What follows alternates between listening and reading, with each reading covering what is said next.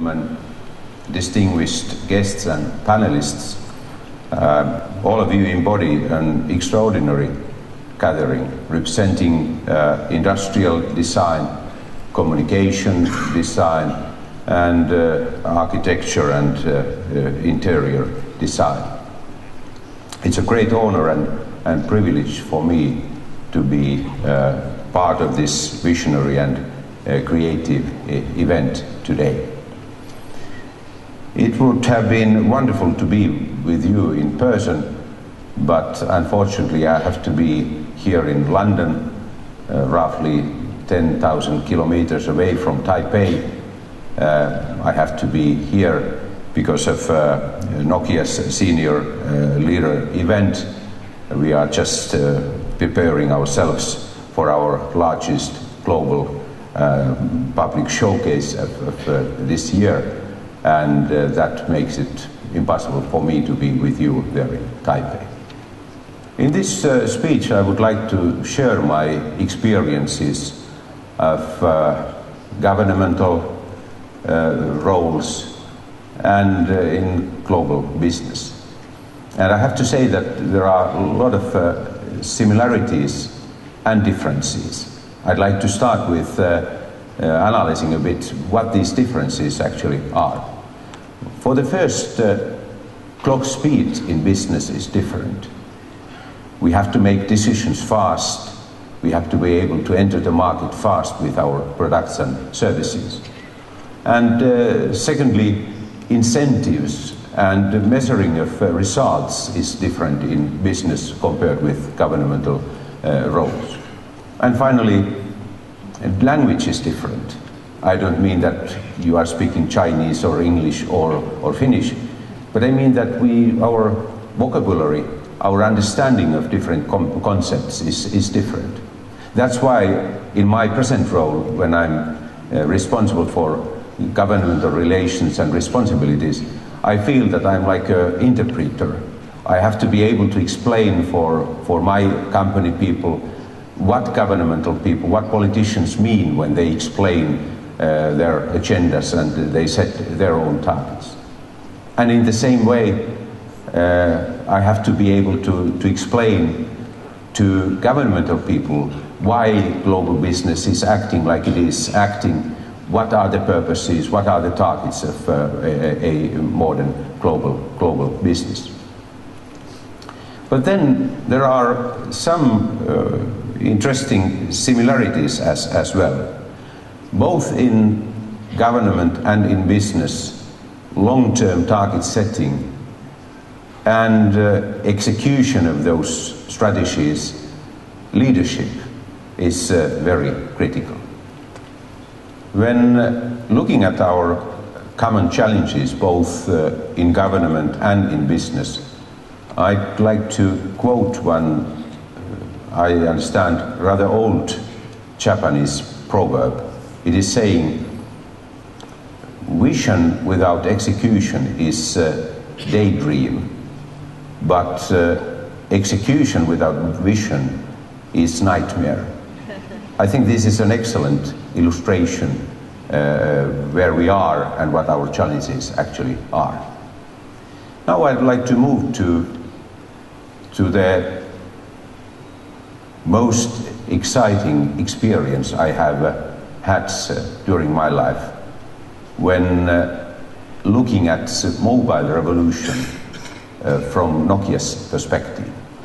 I felt when I joined Nokia's management team 3 years ago, I expected that I understand quite a lot what has happened in modern mobile technologies, but to be honest, I hadn't. I had a lot of exciting things to be learned here at Nokia, and I would like now to share with you what I have seen and how I have experienced this first wave of mobile revolution. Let me take you back to 1987. 1987, this product came to the market, Mobira Cityman. This was first handset coming to the global mobile market. The price of this product was 4,500 euros, and the weight, it's very heavy, 800 grams. This was my first mobile phone as well. I got it 1990. Between 87 and 1990, this product got a new name. This was called Model Gorbachev, because of the fact that Mikhail Gorbachev visited Finland, the president of the Soviet Union, and he wanted to use this phone, and that picture was distributed all over the world, and after that everyone knew this as a Model Gorbachev. When I got this, price tag was 2,300 euros, and I was one of those 10 million people in the world, 1990, who had access to mobile phones. I was privileged. We were using very exclusive products. Within 10 years, situation changed dramatically. In the beginning of 1990s, Nokia made a plan for its future, and company decided that we will invest in mobile technologies because we believe that that market is growing very fast. Our expectation was that by year 2000, there is going to be 50 million mobile phone users, so 5 times more than in 1990. This product came to the market year 2000, but the global handset market was not 50 million like we expected. Can you imagine? It was 700 million market, so 700 million mobile phone users by 2000. This product is probably the most successful individual mobile device ever produced.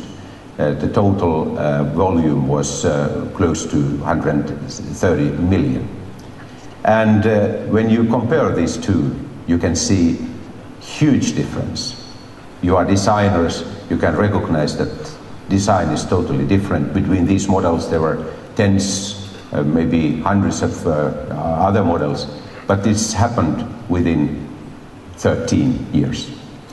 And in the same time, we had also very radical improvements in materials, in capacities, and in all aspects of these products. So where we are today, I have here two quite different products. This is a product which is sold with 13 euros. And this is available in practice for almost all people in the world. Even poorest of poor people have access to this type of products. And computing capacity in this product, it is roughly the same as the computing capacity of the moon landing module Eagle, which landed on the moon in 1969. And this is available for all in the world today.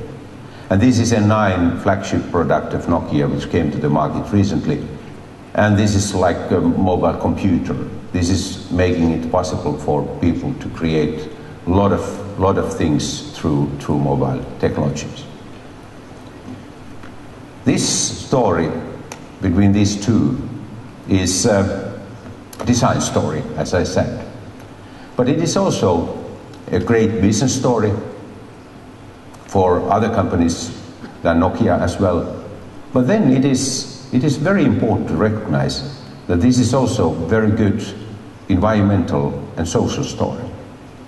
Environmental in that respect that the Club of Rome made a prediction in the beginning of 1970s that people in developing countries will never be connected into the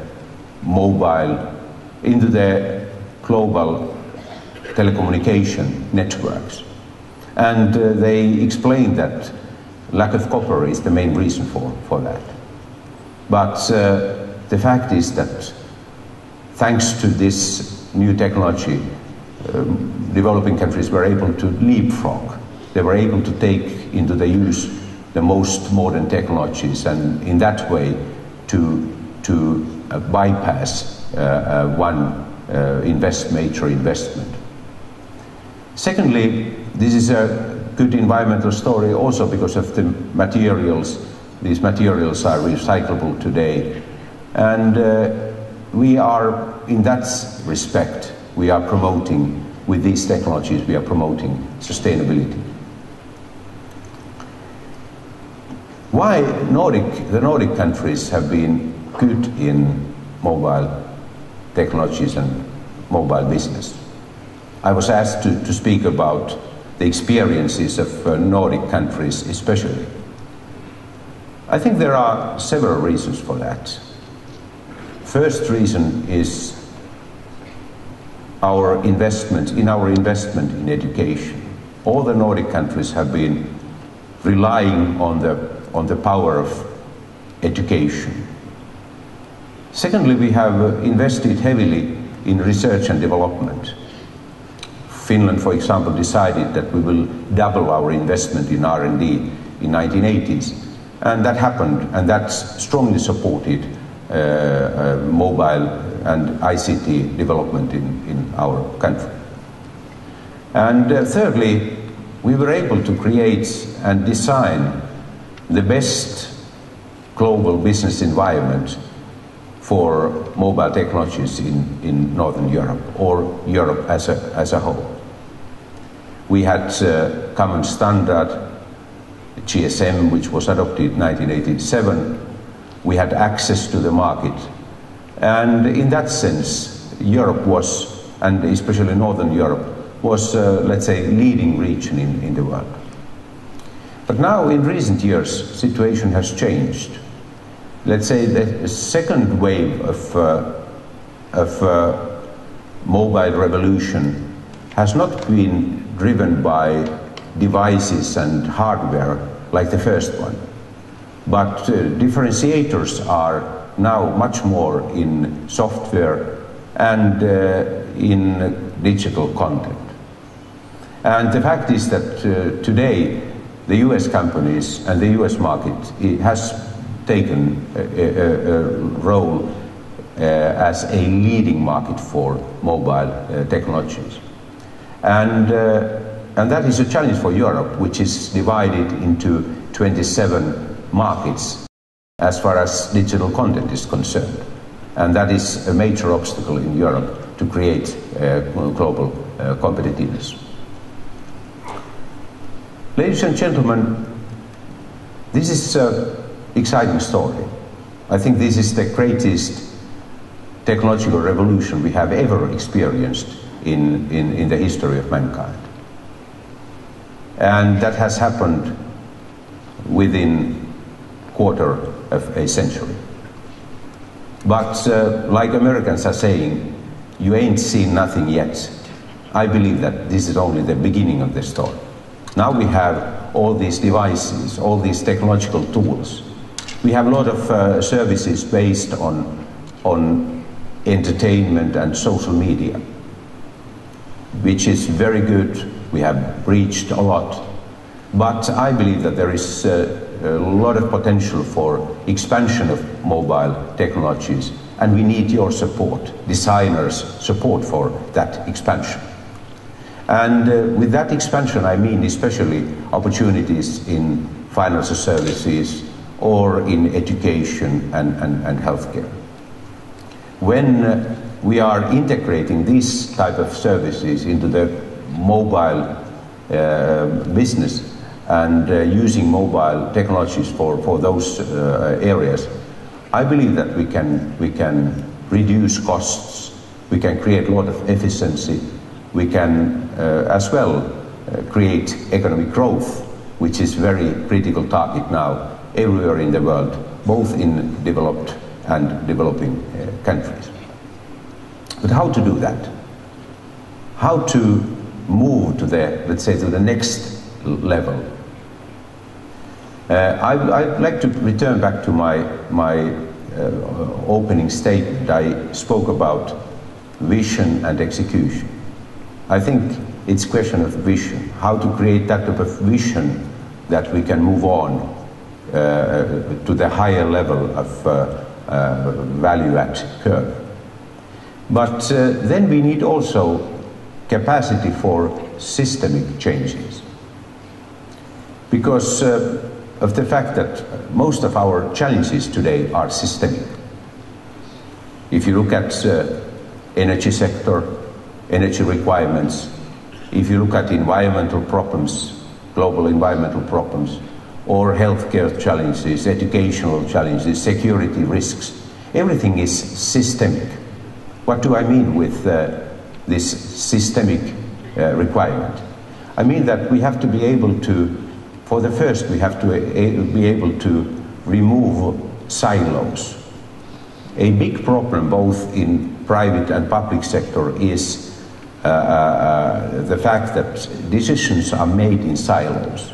Integration, horizontal integration of decision making is not happening like it should. This is not only a problem in the public sector, it's also a private sector challenge. But even more important it is to create integration vertically. It means that top-down architectures, decision-making architectures are combined and integrated with bottom-up activities and bottom-up operations. That is what systemic solutions or systemic approach means in practice.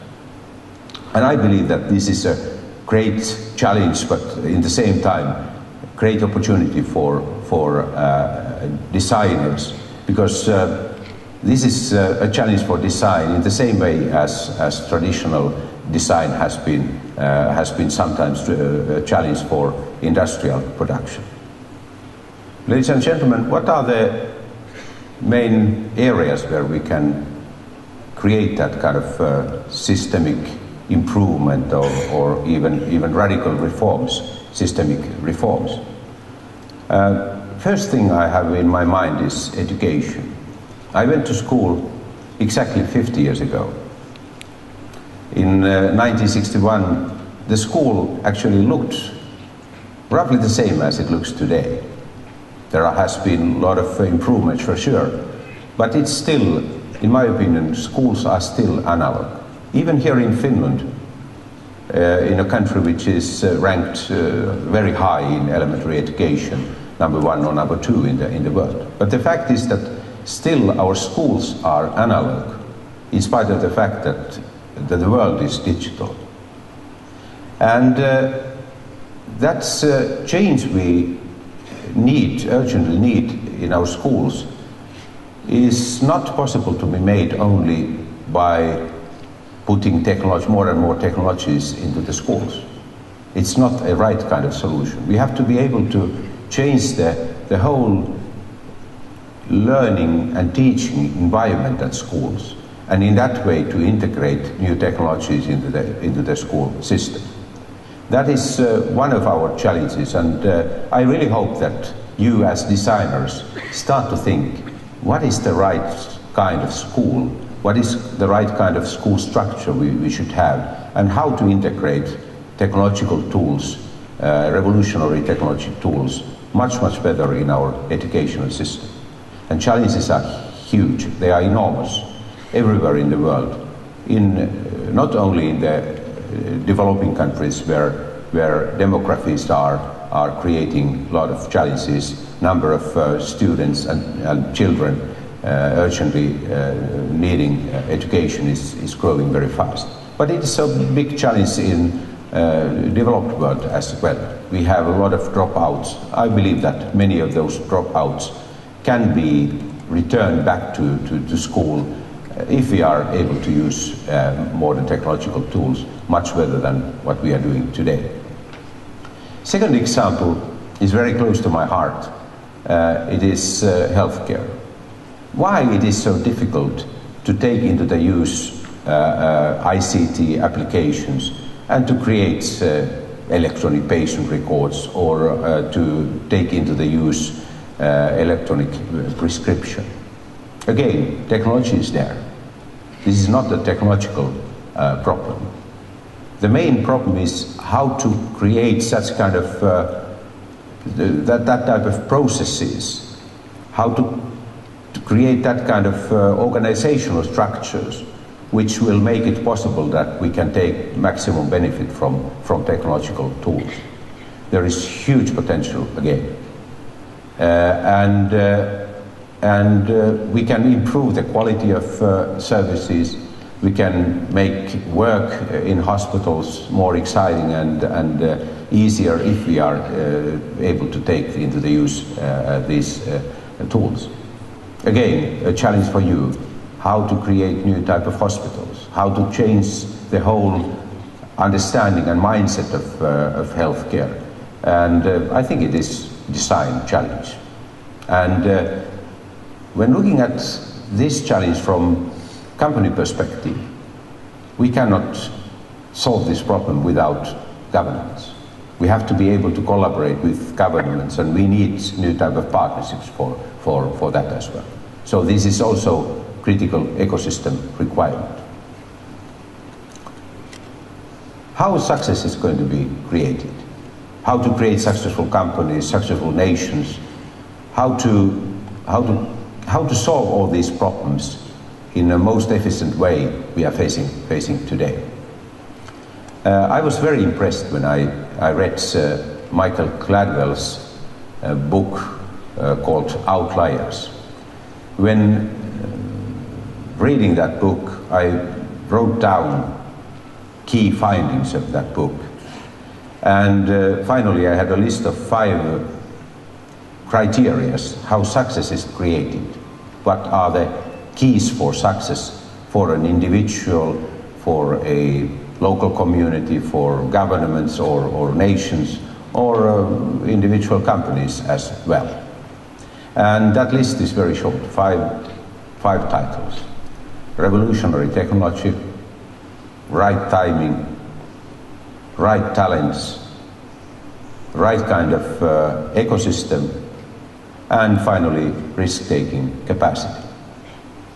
When looking at that list, I think you as designers, you have a special role to play in 2 areas of these 5, in talent creation and ecosystem creation. As far as talents are concerned, I think the major challenge today is to combine different disciplines and different type of skills and talents in a more efficient way. We need people who have understanding not only on technologies, but understanding of design, understanding of business models and management as well.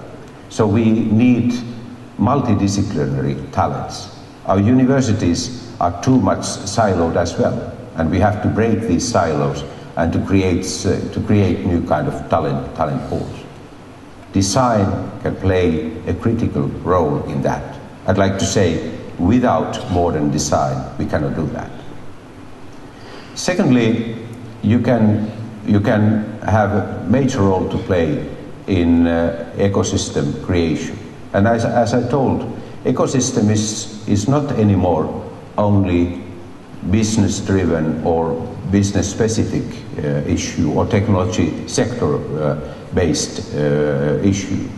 This is a broader issue. We have to be able to create better collaboration between governments and companies. I'm very worried about that because I have seen both governmental perspective and company perspective, and I think we have too many obstacles today. How to solve that problem? I think we can do that by changing our mindset. In the public sector, we have to learn to understand, or you have to learn to understand, that it is not correct to think that public is good and private is bad. Profit making is wrong for creating something good for people.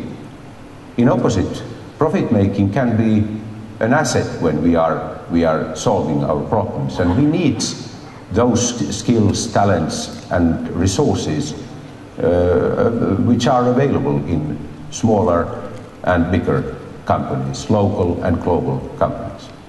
But at the same time, we in global companies and smaller companies, we have to understand that we cannot create successful businesses on the longer term without having good government models. And if we are not able to solve these huge problems we are facing today globally. And that cannot be done without creating the right kind of governmental models, and business community and individual companies have good reasons to support that. So this kind of ecosystem requirement means that we have to be able to combine private and public, local and global, and to do it in a way which is sustainable. Ladies and gentlemen, I spent 1 year at Harvard University, 2000-2001, and we organized a seminar with the title "The Nordic Countries and Their Model to be Developed." And I have to share with you that experience I had. It's maybe also, this nice story is telling how important non-technological and non-economic elements are playing in development. I was asked, like quite often before that and after that, Mr. Aho, why Finland and Sweden have been so good in mobile technologies? And I answered just like I did today when I explained that we had education investments made, we had research and development investments, we had opened the market for competition, and we had this GSM standard and standardization, which all promoted market creation in Finland and Sweden. I recognize that the audience did not react very positively, but then I said that there is a fifth element as well. But I have to say that it is my own theory. It's not based on scientific evidence, and that is based on the fact that Nordic people are technology-friendly people, and we are technology-friendly because we are living in Arctic and subarctic living conditions, where everything what is making it easier to survive has always been taken positively and welcomed. And that's why we have not ever protested against technological inventions. We have always been, even when we have been rather poor countries, we have been trying to be leading nations in technological area. And then I concluded by saying that I believe that this technology friendliness is actually in our DNA. And immediately one American jumped up and he said that, Mr. Aho, I'm so happy to hear that you are saying so, because we have in the United States one special state, Minnesota, which has exactly the same tradition, that they are taking into the use modern technological tools very soon and rapidly after inventions. And I had to reply that this was proving my personal theory, because if you look at the population of Minnesota, roughly 50% of those people have Nordic origin, so they have come from Finland, Sweden and Norway. So that if this technology friendliness in our genes, these genes are now in Minnesota as well. But coming from this story to the fact of life today, I think it's very important to understand that technologies can be part of the solution. And we cannot, and we have no opportunity to overestimate risks related with new technologies. But in the same time, we have to understand that technology is only one asset, and technological tools are only one asset to create new schools, new hospitals, when solving our environmental problems or creating new energy supply resources. I think it's a combination of different different kind of capabilities and talents and skills what we urgently need. So my conclusion is that you, in this conference, I think you should consider carefully what design can do in helping nations, companies, local communities, regional communities to combine most modern technologies in a way that we can get maximum out of these assets. And I believe that the most successful companies, most successful nations and local communities are those who are best in applying new technologies. I'm 100% sure that the next wave of success stories in the world will be created when applying new technologies. So we have in front of us huge challenges. We have to save the world.